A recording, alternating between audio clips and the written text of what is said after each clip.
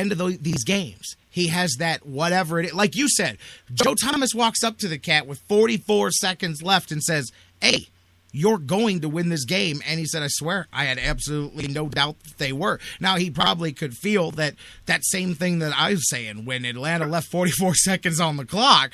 And you know what I mean? I think he knew this is meant to be if we could just go out here and make it happen. But point being is, even after a terrible game, those cats in that locker room, I don't know what fans out there believe in Brian Hoyer. I don't know what media, and it's not much, believes in Brian Hoyer. But I know that a lot of that locker room believes in Brian Hoyer. You can take that or not, but it's reality, and it's why the Browns cannot even entertain the thought of making a change at the quarterback. It's why they're not entertaining the thought of making any changes at quarterback, because that team believes in that guy who can throw 3 interceptions and somehow win the game that they should have lost. That's how they see it.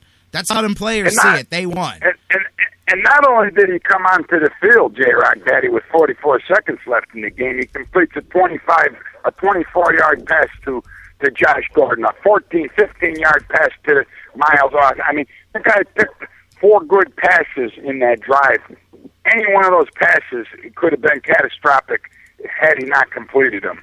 And while you're doing that real quick, Larry, also, while we're adding things that Brian Hoyer didn't that people may not be counting, I also function you to remember that he threw a touchdown in the red zone on that drive that ended up not being a touchdown. It's not his fault that Miles Austin dropped the pass on the goal line. Like, I saw people going nuts and going, get this guy out of here. He's got us kicking field goals on every drive. I'm like, last I saw, he dropped back and threw a touchdown pass that was dropped. So I get what you're saying. Then you got idiots posting things on social media saying the Browns has less drops than any other football team this year. Hoyer shouldn't use that for an excuse, J-Rock Daddy. Here's the only number that counts in my book: 7-4. 7-4, J-Rock Daddy. We got more wins this season than most experts predicted coming into this season. This kid, Brian Hoyer, who's a local homegrown talent, as we all know, comes onto the field this season, and it was questionable if we had enough wide receiver talent to make a difference, especially with the great Josh Gordon being suspended for 10 games, which we thought was going to be an entire NFL football season.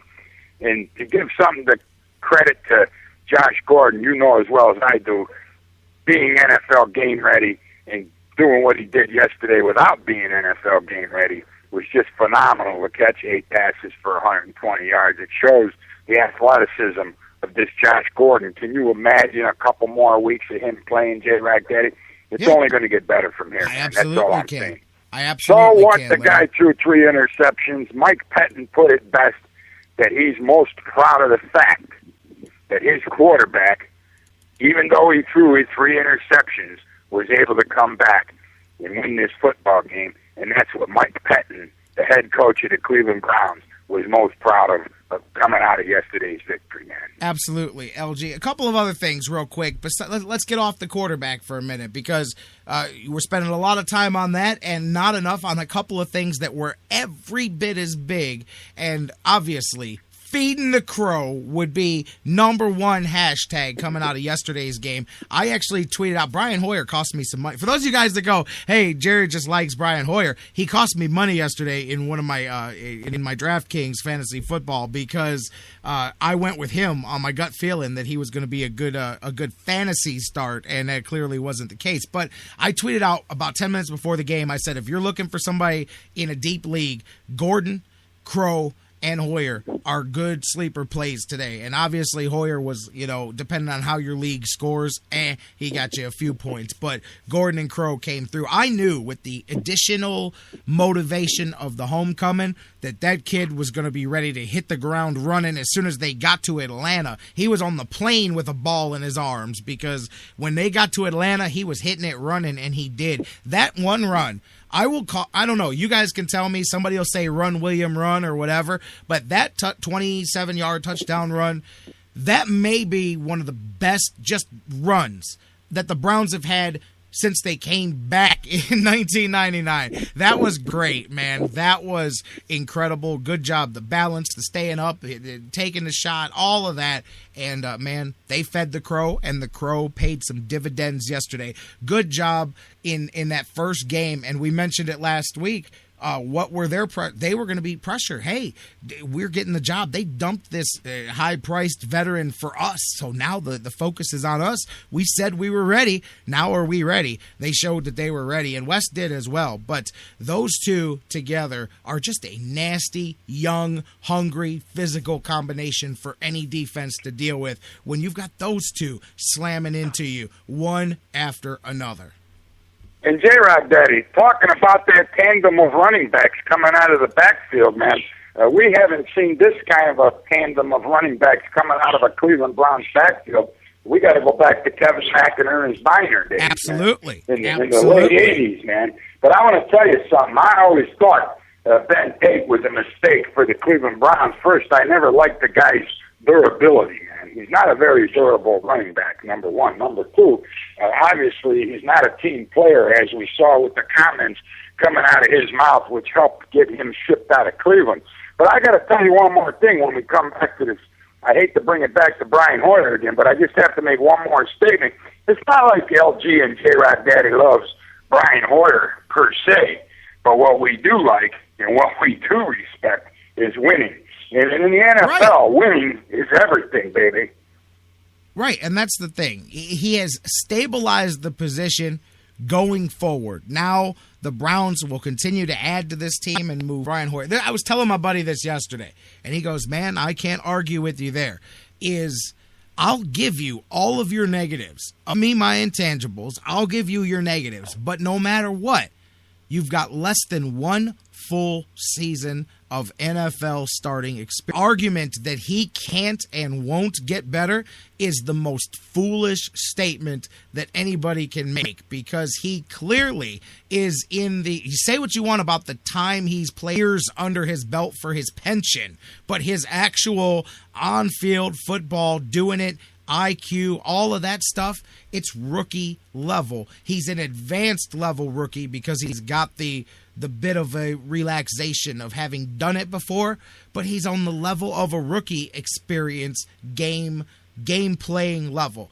Don't tell me that over the next few years you can't develop Brian Hoyer. Now, if you're looking at Brian Hoyer as a finished product, there's where your mistake comes in, because that's where people go wrong. They go, oh, he's a 27-year-old quarterback. He's a finished product. He's never going to get any better. He's a career backup. And if you look at him like that, then yeah, then you want to go look for something else, because he, at this stage of his career, has this limitation and that thing and this thing. Okay, but you can't tell me that there's not room for development. And to me, him developing better accuracy makes him a better quarterback than a whole lot of other options out there. And that's me. I'm saying if you're looking at Hoyer for the next few seasons, you can't look at it like this is Brian Hoyer. He's going to be the same guy every week. He's going to do all that. No, because that's not the case. If you think that you can develop him, then he will be the guy for the next few years. If you think that this is just it, I think you're crazy, because he's not this guy every week.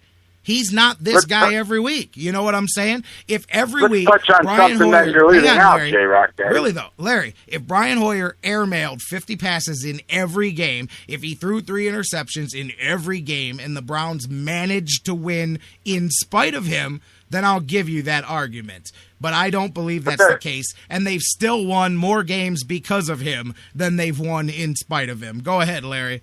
Well, listen to this, J-Rock Daddy. People, I don't know. I don't even understand why there's so many critics of Brian Hoyer at this point in his career, as you just pointed out, as an NFL starter, because you can't really count last year. He got knocked out prematurely.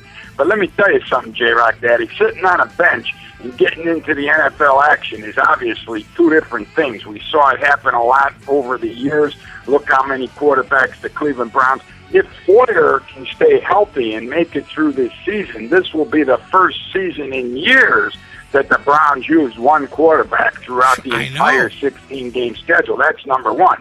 Number two, People aren't even thinking about how difficult Kyle Shanahan's offense is, man. This kid had to come into camp, learn an entire different offense than what the Cleveland Browns used last year.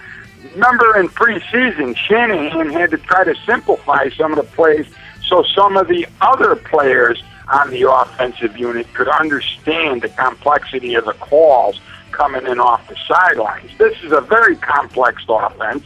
People aren't even taking that in consideration. How well this team has done with an entirely new coaching regime in Cleveland as far as head coach, offensive coordinator, defensive coordinator. And what this team has done is produced 7 wins. And I'm using the term team because the team has, I mean, let's face it, the defense could be a little sharper. Losing Phil Taylor was a big blow for the rest of the season.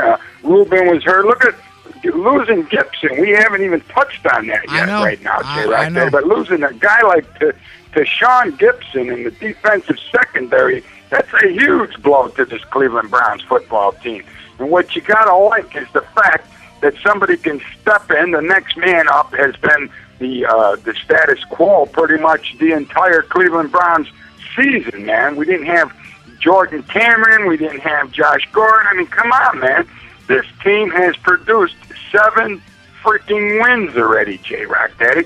And you got to like the fact that we still have 5 games left to play this season, man. We win 3 more games, we go to 10 wins, baby. I would just about fall over dead if we go to 10 wins. But I got to tell you, 9-7 would make me extremely happy. I don't think the Browns will be happy with 9-7 when we got 5 games left to play. You know darn well we could beat the Bengals again, and I'm pretty sure, J-Rock Daddy, if the defense shows up and makes the effort that they've made on the days that they have showed up against the Bengals, against the Steelers, we can beat the Ravens in the final game of this season. It's going to take a total team effort. This team, let's give them some kudos, baby, for what they've been able to do with a whole new coaching regime, a whole new defense, a whole new offensive coordinator. This is NFL football. People don't understand the intricate workings of a professional NFL offense, man. Larry, I'm with you on everything. I can't even look ahead to these. I'm not projecting a record, man. It's Buffalo, baby. That's all I'm worried about. 7-4. I'm just saying, man. I'm just saying. I'm with you too. But everything can change. Larry, I can't. Hey, Larry. Whoa, Larry. I can't go any further with this. I gotta hit the break. I appreciate the call, my man, but I gotta go, brother. All right, J-Rock Daddy, we're going to see what happens next week in Buffalo, if they can even play football in Buffalo. Until then, go Browns, baby. Absolutely. My man, Larry, he gets going, but I'm up against it. Got to get you some news. Got to come back with John McMullen from the Sports Network. We're going to keep it rolling because LG did hit on a point right there I want to get to. Tayshaun Gibson, another injury. But you know what? I said there were a couple of factors besides just looking at the story, the game, to why the Browns went and took care of business. You know what I think? Not just your intangibles. We're talking about Hoyer. We're talking about Crow going back home. How about seeing Sheard and Dansby on the field before the game? Even though Dansby was ruled out, he was gutting it out like a warrior minutes before kickoff, trying to get cleared to play in that game. That's a different environment than Cleveland Browns football has been. Dansby wasn't able to be cleared for yesterday. That gives me good feelings that he will be back for next Sunday. Sheard was able to play. Both of those guys, 5 days ago, cats are talking like their seasons are over, and those guys like warriors, and I don't like to use that term because I know what real warriors are, but those guys with the heart of a fighter are out there, man, trying to be on the field and help the Browns down this playoff stretch. And Cleveland, Kate, amen to what you just said too. I caution everybody to remember, Ben Tate is out of here because he is the least of the running backs that the Browns have, which is a problem that they accidentally found themselves in. They paid him for a reason. They brought him here for a reason. Ben Tate is not this terrible, awful locker room cancer that couldn't run the football. Let's chill. Let's chill with that. Ben Tate was brought here to be the starter. his job changed. He wasn't happy with it. John McMullen and I talked about that last week. I wouldn't be happy if I was brought somewhere to host the morning show and I ended up being the guy in the copy room. I would be very upset as well. And you can say be a team player all you want, but I'll be team player in my